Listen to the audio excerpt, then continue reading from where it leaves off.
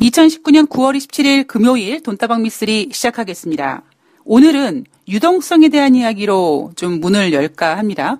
우리 청취자님 중에서 팡팡팡님께서 유동성 이미 미국 전체 기준으로 보면 상당히 감소한 상태라고 생각한다. 자, 2008년 이후에 푼 돈의 최소 절반이 이미 흡수돼서 돈이 다시 좀 돈을 풀어야 될 상황이라 유동성이 더 확대될 것이다. 단지 바로 풀려야 될지 아니면 문제가 터진 다음에 풀릴지가 문제다. 난 그렇게 생각한다는 의견을 올려주셨습니다. 아마 우리 팡팡팡님께서 그런 의견을 올려주신 이유가 미쓰리가 자꾸 방송에서 유동성이 너무나 거대해져서 인류 역사에서 한 번도 겪어보지 못한 유동성이 이제 더 이상 인간의 컨트롤을 받지 못하게 될 지경이 됐다. 이렇게 이야기를 전했기 때문에 아마 거기에 대한 다른 의견을 올려주신 거라고 생각을 합니다. 제가 제 생각을 조금만 더 전해드리면, 누구의 말이 맞느냐 틀리느냐에 대한 어떤 그 진실의 여부가 중요한 게 아니라 다양한 어떤 그 의견이라고 생각을 해주시고 들어주셨으면 좋겠습니다. 우리 할머니는 개성분이셨습니다. 요즘 분들은 잘 모르실 수 있는데 개성상인 하면 꽤 유명했죠. 고려시대 때 도읍지가 개성이었으나 조선시대 때 한양으로 개성 도읍지가 옮겨졌고 조선시대 때 철저하게 이 이북 쪽이 소외되면서 오히려 개성분들은 야 돈이나 벌자. 그래서 개성상인 하게 됐고요. 개성상인이 왜? 이런 생각을 사실 저는 많이 하고 자랐었거든요. 그런데 지금 생각해 보면 제가 성장하면서 지켜봤던 우리 할머니께서 진짜 그 당시에 어떤 그 사람들이 생각하고 있는 그런 것들과는 굉장히 다른 생각을 하고 계셨더라고요. 나중에 생각해 보면 이게 바로 개성 사람들의 DNA인가? 라는 생각이 들 정도로 특히 돈에 관련돼 있어서요. 우리 할머니는 정말 생각이 좀 독특하셨습니다. 우리 할머니께서 사람을 표현할 때요. 이런 표현을 종종 하세요. 뭐라 그럴까요? 되게 남자를 표현할 때 참 알찬 녀석이다. 참 괜찮은 녀석이다. 라는 거를 표현할 때는 아유 저 녀석 참 생선 가운데 토막 같네. 라는 표현을 하시고요.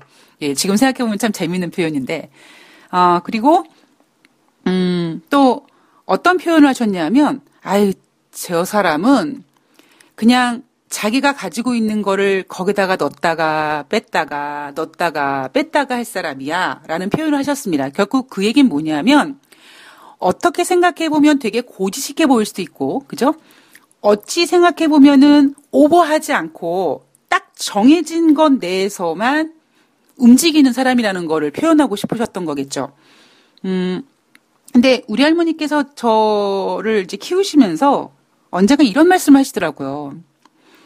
이 돈이라는 것은 어찌 보면 이 넣었다 뺐다 하는 그 어떤 그 공간이 정확하게 딱 맞아떨어지면 문제가 없다.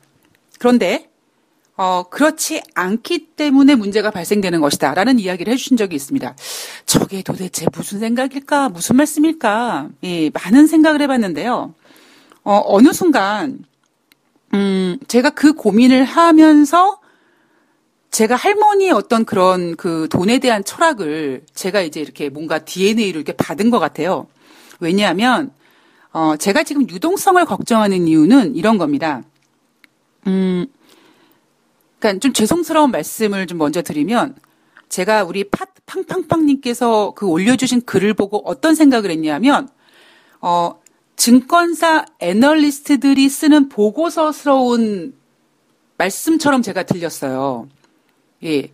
근데 저는 약간 생각이 틀린 게 뭐냐면 2008년도에 금융위기가 발생이 됐고 그리고 금융위기 이후에 2014년까지 초저금리를 유지하기로 했고 그죠?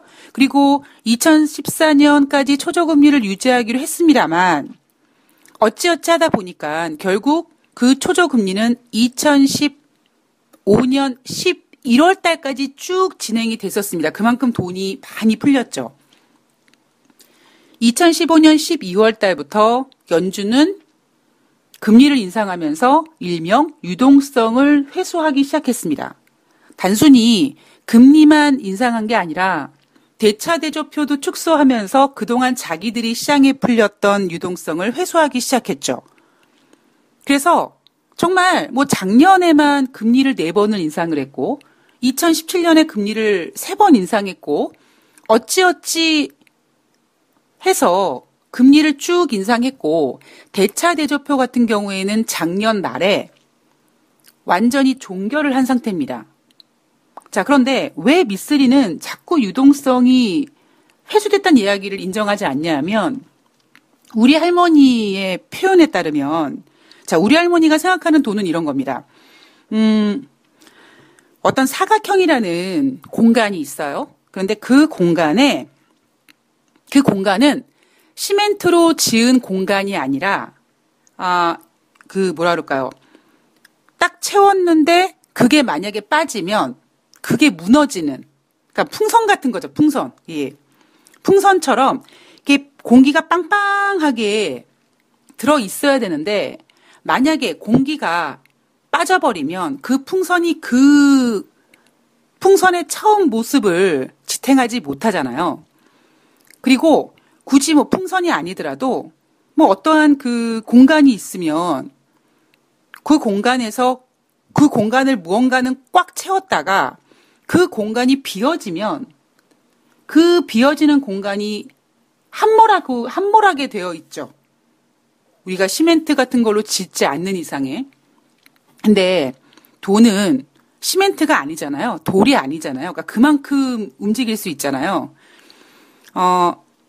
유동성이 회수가 됐다. 그 얘기는 예를 들면 지금 풍선이 하나 이렇게 큰 게 있는데 그 풍선에 돈이 꽉 찼어요. 그런데 연준에서 뭐 어찌됐던 뭐 금리를 인상했던 뭐 대차대조표를 축소했던 시장에 풀린 돈을 절반 이상 축소를 했다. 자, 그러면 지금 그 풍선은요. 처음에 그 빵빵한 모습이 아니라 약간 쭈글쭈글 되어 있는 약간 그 처음의 크기보다 작아져야 되는 게 맞죠. 그런데 중요한 건 뭐냐면 그 규모가 줄어들지 않았다라는 겁니다. 그럼 결국 그건 뭘로 채웠느냐. 제가 말씀드리는 유동성이라는 거는 연준이 돈을 푼 그 돈에 대한 개념이 아니라 그 돈이 풀리면서 대출받고 이자 붓고 즉 빚이 그 자리를 채웠다라는 겁니다. 그 얘기는 만약에 연준이 돈을 풀어서 지금 이미 시장에 상당히 최소 절반이 흡수가 됐다라면 이런 상황이 전개가 돼야 되는 거예요. 좀 막 놀릴 수도 있는데요. 그렇게 따지면 모든 빚이, 그러니까 사람들이 그 유동성을 통해서 뭔가를 하고 뭐 그런 상태에서 지게 된 빚 모두가 반 이상이 지금 빚이 줄어들었어야 된다는 거죠. 근데 빚은 줄어들지 않았거든요. 연준에서 유동성을 회수하는데 그 연준이 푼 돈을 가지고 빚을 얻어서 대출을 받아서 했던 그 대출금까지 그 대출에 대한 이자의 이자까지 회수해 주진 않았잖아요.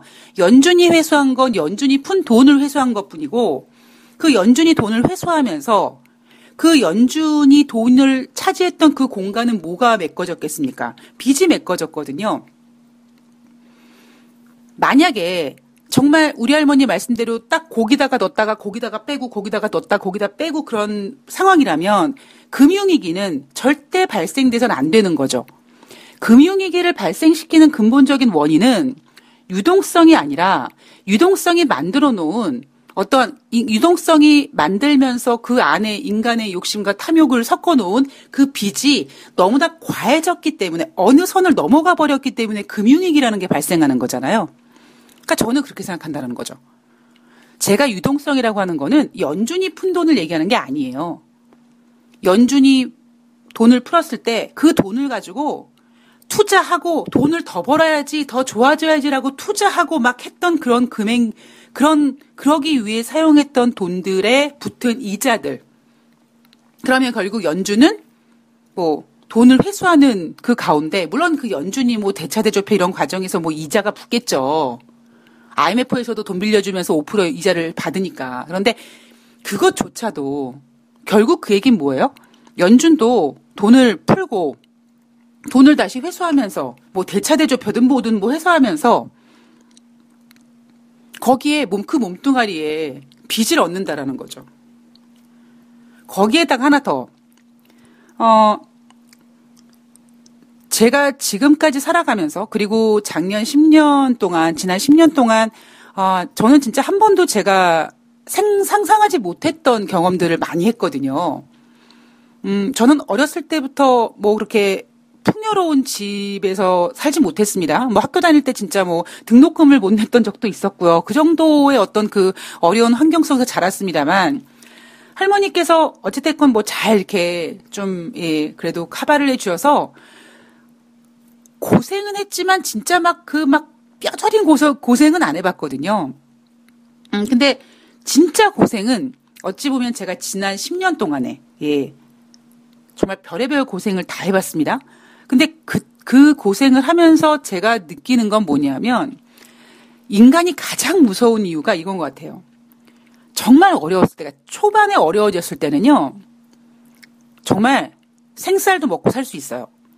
근데 어느 정도 적정선에서 이제 생쌀이 아니라 뭐 밥을 먹게 되고, 뭐 밥에다가 이제는 뭐 반찬도 막 먹게 되고 그러잖아요. 그러면 돌아가기가 되게 어렵습니다.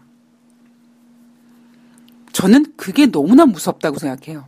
제가 자꾸 방송에서 2008년도 금융위기는 기아를 살리는 일이고 지금 돈을 푸는 일은 매일 스테이크를 먹기 위함이라고 말씀드리는 이유가 뭐냐면, 인간이 그만큼 다시 경제가 좀 어려워지니까 내가 좀 이렇게 좀 더 힘들어질 수 있으니까 그걸 좀 인정해야지라는 게 쉽게 안 된다는 거죠. 즉 우리가 흔히 하는 얘기로 씀씀이가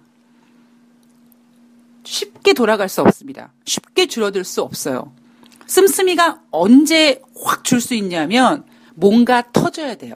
그러니까 내 의사로 씀씀이를 줄이는 게 아니라 어떠한 외부적인 압력으로 내가 어쩔 수 없이 씀씀이를 줄이게 될 수밖에 없는 상황이 돼서야만 인간은 씀씀이를 줄이거든요. 그렇기 때문에 연준은 돈을, 유동성을 회수했다라고 보지만 그 외적으로의 어떤 상황들은 이미 사람들은 스테이크를 먹기 시작했고 그 유동성의 힘 때문에. 그런데 지금 그 유동성이 막 회수되고 이런 과정 속에서 아이고 그래 연준이 금리를 인상하면서 돈을 회수하니까 우리가 좀 뭐 이제 더 이상 막 엄청 아껴야겠다. 물론 마음으로는 아껴야겠다고 생각하죠. 우리 대출 받으신 분들 뉴스에서 이제 뭐 미국이 금리를 인상하고 뭐 우리나라 금통위에서도 금리를 인상하고 그러면 아이고 가만히 있어봐 주택담보대출 요거 이자 부담이 크겠네. 좀 아껴야겠다라고 생각은 그렇게 해요. 예, 그죠? 그런데 문제가 뭡니까? 생각대로 되지가 않아요. 내가 매달 이제 이자 부담이 크고 그러니까 빚이 이렇게 늘어나니까 내가 이 씀씀이를 좀 줄이고 돈을 좀 더 아껴서 열심히 살아야겠다라고 생각하지만 꼭 이상하게 어디선가 뭔가 돈 쓸 일이 생기게 되고 어디선가 문제가 터집니다. 그래서 제가 걱정하는 유동성은 연준에서 푼 돈의 유동성을 얘기하는 건 아니에요. 우리는 늘 항상 보면요,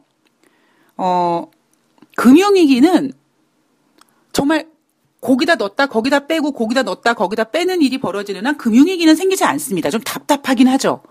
예. 우리나라의 금융위기가 언제 있었습니까? 2008년도는 그거는 미국에서 벌어진 일이고 우리나라는 뭐 다른 나라들도 어떤 그런 과정에서 마찬가지지만 우리나라 사람들도 빚지면 안 되고, 그죠? 빚지면 큰일 나고, 빚지면 무섭고, 빚만 지지 않으면 빚 안 지고, 경찰서 안 가고, 법원 안 가고, 그러면은 성공한 인생이다. 라고 어르신들이 얘기할 정도로 그만큼 우리는 빚에 대해서 굉장히 부정적이었던 사람들이잖아요. 그죠? 근데 그게 언제 풀렸습니까? 그놈의 신용카드 때문에. 신용카드가 만들어지면서 사람들 머릿속에는 신용카드가 빚이라는 생각을 하는 게 아니죠. 단지 그냥 돈을 땡겨 쓰는 거지 그게 빚이라는 생각을 하지 않았습니다. 그러다 보니까 어떤 사태가 벌어진 거예요. LG카드 사태가 벌어진 거예요. 물론 그 전에는 IMF 같은 때에는 IMF에는 뭐 기업들, 개인들은 그렇게 빚지는 게 어렵지만 결국 IMF도 마찬가지로 대우가 왜 무너졌습니까? 대우가 무리해서 막 빚뜯어가지고 막 해서 망가진 거 아닌가요? 그러니까 제가 걱정하는 유동성은 거기다 넣었다 거기다 빼는 그 유동성을 얘기하는 게 아니라 그 돈이 풀려서 그 돈이 어딘가에 자리를 잡고 계속 거기다 이자에 살을 붙였겠죠. 인간의 욕망을 막 합쳐서. 그랬을 때 연준에서 만약에 야 갖고 와. 그 돈 갖고 와. 그래서 그 돈을 쏙 뺐을 때 그게 무너지지 않게 하기 위해서 뭐가 채워졌겠습니까? 빚이 채워졌다니까요. 저는 제가 걱정하는 거는 그 유동성을 걱정하는 거예요. 만약에 지금 원리 원칙대로 계산을 한다면 만약에 미국이 돈 푼 게 절반 이상 흡수됐다라고 한다면 미국 국민들의 빚이 미국 기업들의 빚이 절반 이상 축소되었어야 되는 게 맞는 거죠. 그 논리로 따지면. 근데 안 되거든요. 그래서 제가 자꾸 유동성을 걱정하는 이유가 그겁니다. 그리고 저도 마찬가지 그런 경험을 했고 제 주위 분들도 마찬가지지만 유동성이라는 게요. 어느 정도 선이 넘어가 버리면 안 돼요. 그러니까 저 같은 경우에는 2008년도에 제가 어느 정도 이제 내가 투자금을 받아서 매매를 해야지 그러면 내가 컨트롤할 수 있었던 한계의 금액이 있었어요. 그런데 어느 순간 그 한계의 금액이 넘어가니까 제가 컨트롤이 안 됩니다. 그런데 겉으로 봤을 땐 아무 문제가 없었어요. 단지 그리고 제가 컨트롤을 잘 하고 있다라고 생각을 했는데 시간이 지나가 보니까 아니었다라는 거죠. 이미 저는 어느 순간 제가 그 매매하고 있는 그 투자금에 제가 이미 압도당하고 있는 거예요. 우리가 그러잖아요. 제가 여러분들한테 부탁드리는 것 중에 여러 가지 중에 한 가지가 뭐냐면 주식 투자할 때 여러분 1억 원 이상 투자금을 갖고 계신 분과 2천만 원 정도의 투자금을 가지고 계신 분과 들어가야 될 종목이 달라요. 왜 그렇습니까? 억짜리 투자금을 가지고 코스닥 1,000원짜리 뭐 몇백 원짜리 들어가면 그렇게 매매하는 건 안 되는 거거든요. 그래서 뭐 저 같은 경우에는 저는 요만큼 사이즈로만 투자금을 운영하실 분만 운영해드리겠습니다. 라든가 아니면 투자 금액도 이렇게 건더기가 좀 그러니까 덩어리 사이즈가 좀 다르면 다 거기에 맞는 그 방법이 다 다르다. 이래야 되는데 이게 어느 순간 자기가 감당하지 못하는 한계가 되는 거죠. 저 같은 경우는 한 4억에서 5억 정도 되면 컨트롤이 가능했어요. 예, 4억 정도 5억 되면 그냥 코스닥 몇 개 종목들 막 이렇게 들어가고. 근데 문제가 뭐냐면 어느 순간에 저도 모르는 사이에 하다 보니까 저는 딱 한 5억 정도만 딱 운영하기 좋은 케이스로 운영을 했는데 어느 순간에 봤더니 20억이 되어버렸던 거죠. 그럼 이미 20억이란 투자금이 있으니까 되게 매매가 잘 되겠구나라고 생각할 수 있는데 천만의 말씀입니다. 이미 저의 손을 떠나버린 거예요. 불가능해요. 그 20억이 그냥 내가 그 돈을 다 까먹든 말든 뭐 그렇게 할 수 있는 거면 아무 문제가 없었겠지만 그 20억을 운영하면서 무언가 계속 수익을 창출해야 되고 비용이 나가야 되겠죠. 그랬을 때 그 이미 선을 넘어버리게 되는 겁니다. 그래서 제가 걱정하는 이유가 바로 유동성의 그러한 모습들인 거예요. 그러니까 제가 인류 역사상 한 번도 겪어보지 못했던 유동성 때문에 지금 인간이 더 이상 유동성을 컨트롤할 수가 없다. 무슨 소리예요. 유동성 회수됐단 말이에요. 어느 정도.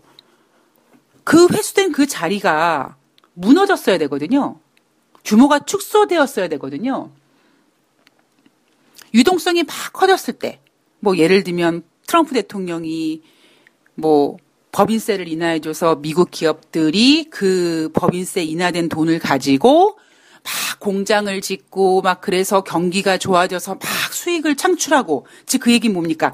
빚보다 플러스 더 벌어들일 수 있는 수입이 많으면 아무 걱정이 없는데, 예를 들면 제가 걱정하는 게 뭐냐면 미국의 기업들이 법인세 인하를 했더니 공장을 짓고 물론 공장을 져서 경제가 안 좋아지면 뭐 망하는 건 마찬가지겠습니다만, 문제는 그 법인세 인하를 통해서 얻어낸 현금을 가지고 자사주를 매입했다. 자, 주식이 막 올라갑니다. 그러면 자산 규모가 엄청 커진 거죠. 되게 그럴듯해 보인단 말이야, 비주얼로. 근데 주가가 하락하면 어떻게 됩니까? 다 그냥 공중분해 되는 거예요. 예, 공중분해. 그 공중분해 돼서 아무런 문제가 없으면 괜찮아요. 즉, 그 논리는, 그러니까 제가 드리고 싶은 말씀은, 유동성이 회수됐기 때문에 뭐 어찌 보면은 뭐 문제가 있다 없다의 어떤 그런 논리를 가지고 이야기하자면, 나는 지금 내가 뭐 가지고 있는 돈을 다 잃어버려도 괜찮아. 아무나 문제 없어. 그랬을 때는 문제가 발생되지 않지만, 만약에 그러한 돈이 아니라 내가 계속 어딘가에 비용을 내야 되고 이자를 지급해야 되고 어딘가 계속 돈이 나가는 일이 계속 발생이 됐을 때, 그 상태에서 내가 투자금을 날리거나 유동성이 축소되어 버렸을 땐 그 공간을 뭐가 메꾸겠습니까? 그 공간이 절대 줄어들진 않아요. 제가 경제 지표를 말씀드리면서 전월 대비 변함없음은 변함없는 게 아니라 부진한 거라고 말씀드리죠. 왜냐하면 이미 돈은 가만히 있으면 안 돼요. 계속 거기다가 이자라는, 그러니까 돈에는 계속 시간 가치가 붙어야 되기 때문에 경제 규모는, 돈의 어떤 규모는 결코 줄어들 수가 없습니다. 그래서 제가 말씀드리는 거는 바로 유동성을 걱정하는 부분은, 지금 지난 금융위기 때 이후에 돈이 풀린 그 돈이 뭐 회수가 안 돼서 그 돈이 힘든 게 아니라, 저도 회수된 거 알죠. 예. 금리 인상을 작년에 4번씩 했는데, 대차대조표 축소했는데, 근데 그렇게 돈을 회수하면서 이미 어딘가는 그 돈이 회수돼서 빠져나온 공간에는 뭐가 담겨져 있을까요? 거기가 절대 무너지진 않았습니다. 그럼 결국 거기에 그 공간을 지금 메꾸고 있는 건 빚이에요. 마이너스입니다.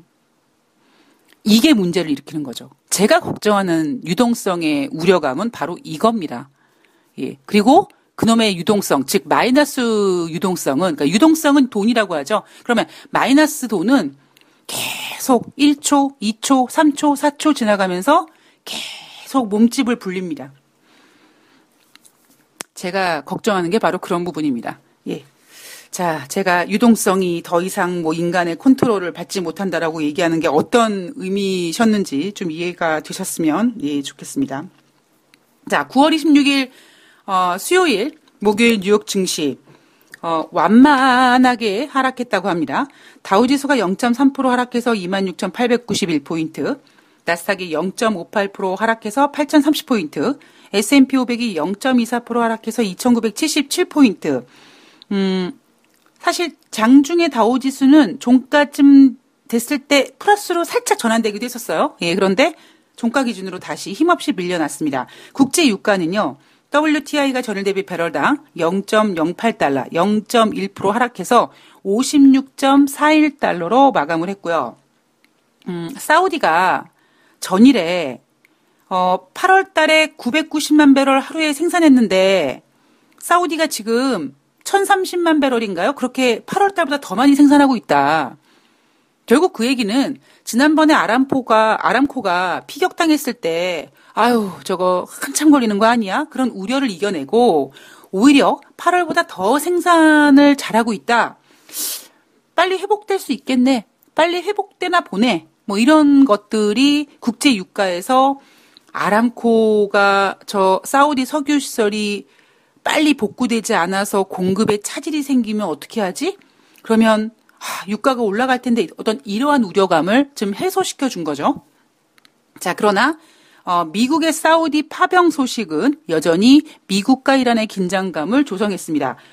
미국이 패트리엇 미사일 발사대와 센티넬 레이더와 약 200명의 지원 병력을 투입했다. 이런 소식이 나왔습니다. 자, 이날 발표된 경제지표 2분기 미국의 GDP 경제성장률 확정치 2.0%가 나왔습니다. 지난 잠정치와 동일했고요. 속보치보다는 0.1% 하락한 수준입니다. 미국 경제가 언제가 정점이었을까? 제가 어제 방송인가요? 예, 작년에 2017년도 아마 그때가 정점이었다.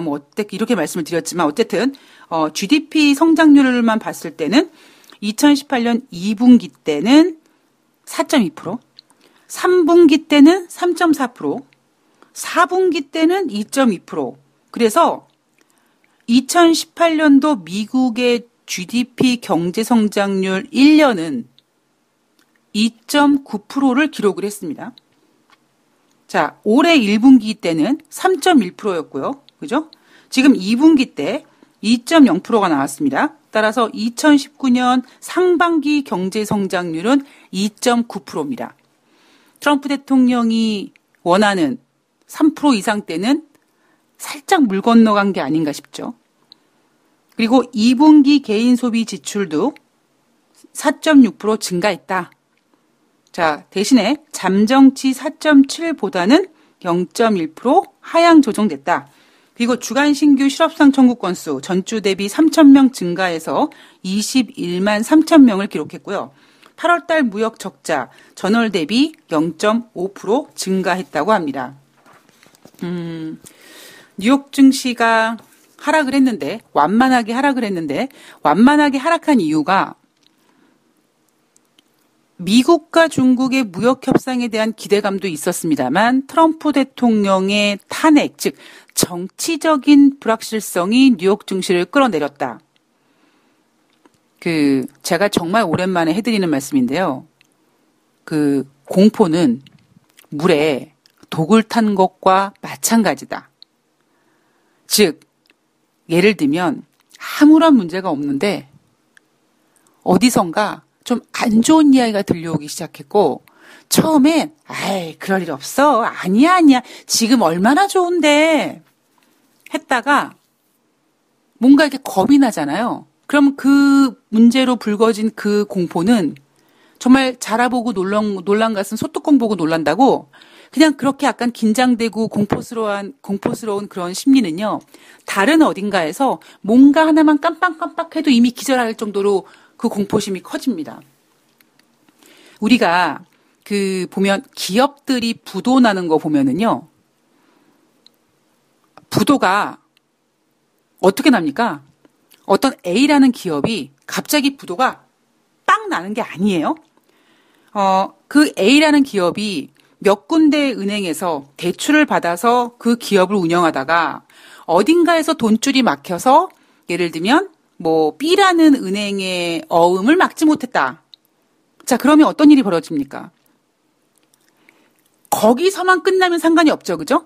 그러면 어떻게 해서든지 이 A라는 회사는 돈을 다른데 하다못해 사채를 땡기던 자기 그 오너의 집을 팔든 해가지고 자금을 마련해서 그 B 은행 것만 막으면 문제가 해결되죠. 그런데 그렇게 되지 않는 게 인생사거든요. 어떻게 됩니까? 이미 시장에 소문이 나죠. 야, 저 A라는 기업 B 은행에 어음 못 막았대. 와, 저 A 안 되겠구나. 그러면서 뭐 합니까? C, D, E, F 나머지 은행들이 막 어음을 회수하려고 듭니다. 제가 그랬죠. 돈 냄새를 기가 막히게 맡는다고요. 그 돈 냄새는 어딘가 돈을 벌 수 있을 거야라는 그런 돈 냄새도 되지만 내가 어딘가 돈을 넣었는데 저거 내가 회수가 어려울 것 같아. 그거를 기가 막히게 냄새 맡는, 그거를 개코보다 먼저 맡는 사람들이 돈 있는 사람이에요. 우리가 기업들의 부도가 그렇게 발생됩니다. 도미노식인 거죠. 왜 그렇습니까? A라는 기업이 B라는 은행에서 어음을 썼는데 그 규모가 예를 들면 한 1억짜리라고 칩시다. 그럼 그 1억은 어쩌면 그 A라는 회사의 오너가 집 팔아가지고 혹은 담보대출을 받아가지고 그냥 메꿔버리면 가능한 금액이에요. 근데 이미 어디선가 야 A라는 기업이 B은행에 어음을 못 막았대. 그러면 C, D, E, F가 귀신같이 그 냄새를 맡고 막 독촉을 합니다. 그러면 1억으로 막을 수 있는 그 어음 문제가 이미 다 뻥 터져버린 거예요. 인간이 살아가면서 어떠한 문제가 터지잖아요? 특히 돈 문제가 터지잖아요? 그렇게 터집니다. 금융위기는 늘 그렇게 터집니다. 저도 그 경험을 했었고요. 그리고 제가 자꾸 도미노 얘기를 하는 이유가 지금 왜 시장에서 아르헨티나 얘기하지 않고 왜 영국의 브렉시트 걱정하지 않고 왜 신흥국의 경제에 대해서 짚지 않느냐라고 자꾸 제가 그 딴지를 거는 이유가 돈 냄새를 기가 막히게 맡고 있는 사람들이 어딘가에 문제가 발생이 되면 자꾸 회수를 하고요. 그 회수하면 제가 아까 그랬죠. 무너져요. 무너진단 말이에요. 그럼 그게 무너지면 걷잡을 수가 없습니다. 제가 이런 비유를 어떻게 드립니까? 아들이 2천만 원 가지고 가상화폐 투자했고 다 말아먹어서 대학생이어서 은행에서 대출이 안 되니까 대부업에서 대학생 뭐 학자금 대출을 받아가지고 또 물타기를 했는데 또 말아먹었고 독촉장이 집으로 날아오니까 엄마는 신용으로 주식하다가 지금 말아먹고 있는데 그 아들 메꿔주기 위해서 그 마이너스를 보고 주식을 팔아가지고 아들을 메꿔주고 그 엄마가 주식하던 돈은 뭐예요? 뭐 아파트 중도금이에요. 남편이 아파트 중도금 갖고 와라 그랬더니 이미 돈이 없어졌어요. 얼마가 비었단 말이에요. 그게 무서운 거예요. 그리고 제가 이렇게까지 어필해드리는 이유가 뭐냐면 저는 이거를 진짜 뼈저리게 경험해봤다니까요. 그러니까 늘 말씀드리잖아요. 야, 미쓰리 네가 경험한 거랑 어떻게 세계 글로벌 금융시장이랑 야, 뭐 이렇게 비교를 하냐? 비교를 하냐? 다 인간이고요. 다 똑같습니다. 전 다르지 않아요. 그냥 저는 어찌 보면 그냥 지금 이 유동성의 축소판에 대한 경험을 했던 겁니다. 다를 바 없다고 생각해요. 인간이 가지고 있는 본성이기 때문에. 그래서 자꾸 미쓰리가 뭐합니까? 이 유동성을 막아놓은 댐이 그 유동성이 뭐예요? 그냥 우리 할머니 말 표현에 따르면 거기다 넣었다 거기다 빼서 거기다 다시 넣는 그런 유동성이 아니라 그 댐에 가둬놓은 유동성은 인간의 욕망과 탐욕이 막 담겨져 있는 빚이에요. 그 빚을 지금 어떻게든지 막고 있는데 여기다가 구멍을 누가 낼까? 왜냐하면 그 구멍을 내면 우리는 당장은 모를 수 있어도 그 구멍이 결국 그 댐을 무너뜨리게 할 수 있고 우리가 체크하지 않는다면 어딘가 어디선가 어떤 문제가 발생돼서 우리가 뭐 시작은 미비하지만 끝은 창대하리라 이렇게 얘기하는 것처럼 어디선가 생기는 그 문제가 큰 문제가 아니라니까요. A라는 기업이 B라는 은행에다가 부도를 낼 때, 어음 부도를 낼 때 1억밖에 안 돼요. 예. 근데 문제가 왜 발생됩니까? 1억으로 끝낼 수 있는 문제임에도 불구하고 인간이 가지고 있는 그 돈 냄새라든가 그런 것들이 회수하려고 하고 싶은 본능이 자꾸 어머 쟤네 A 그렇대? C, D, E, F 은행들 다 회수! 이래서 망가지는 거거든요. 이거는요. 경험해보지 않은 사람은 몰라요. 그러니까 제가 좀 재수없게 말씀드리면 어떤 생각이 드냐면 글쎄요. 뭐 좀 이름 있고 이렇게 좀 아니면 뭐 증권사 애널리스트들 이런 분들 얼만큼 돈 때문에 고생을 해봤을까요? 예. 뭐 대부분 그냥 똑똑하고 공부 잘하고 예. 뭐 해외 유학도 갔다 오고 박사 학위도 따고 예. 뭐 그런 과정 속에서 경제를 읽는 거죠. 예. 물론 고생은 해보신 분들도 계시겠지만 얼마까지 고생해봤을까요? 그러면 좀 죄송하지만 고생해보지 않은 분들, 그런 분들이 경제를 이렇게 읽는다면 고를 외칠 수밖에 없다라고 전 생각을 해요. 그리고 아예 안 좋을 수 있어? 아니 뭐 안 좋은 건 뭐 어느 정도까지 안 좋은 거고 그거는 뭐 이렇게 회복될 거고 이렇게 장밋빛 전망을 되게 쉽게 쓸 수 있을지 않을까라는 것이 제 생각입니다.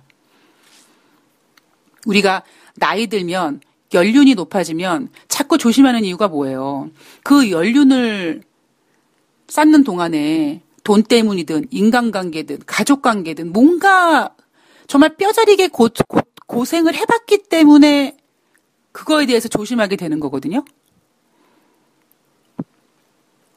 지금 유동성, 예, 저는 조심해야 된다고 생각합니다. 유동성이 걱정되는 게 아니에요. 예, 저는 A라는 회사가 부도가 나서 B라는 은행에다가 1억이라는 그 부도가 났다. 저는 이거 걱정하는 게 아니에요. 1억이라는 부도가 났을 때 충분히 커버할 수 있는 금액임에도 불구하고 제가 걱정하는 이유가 뭡니까? 이미 돈 냄새를 귀신같이 맡은 CDEF 은행들이 정말 뭐 하이에나 달려들듯이 달려들어가지고 쥐어 뜯어먹죠. 그래서 망가뜨리는 거죠.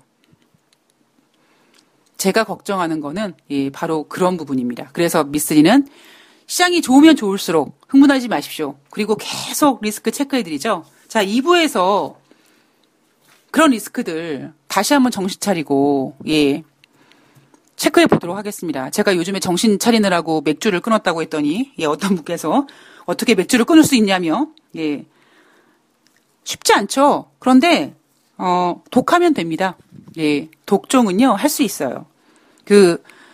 제가 주변 분들 보면 담배를 어느 날 갑자기 확 끊거나 뭐 술을 확 끊는 분들 보면 독종이에요.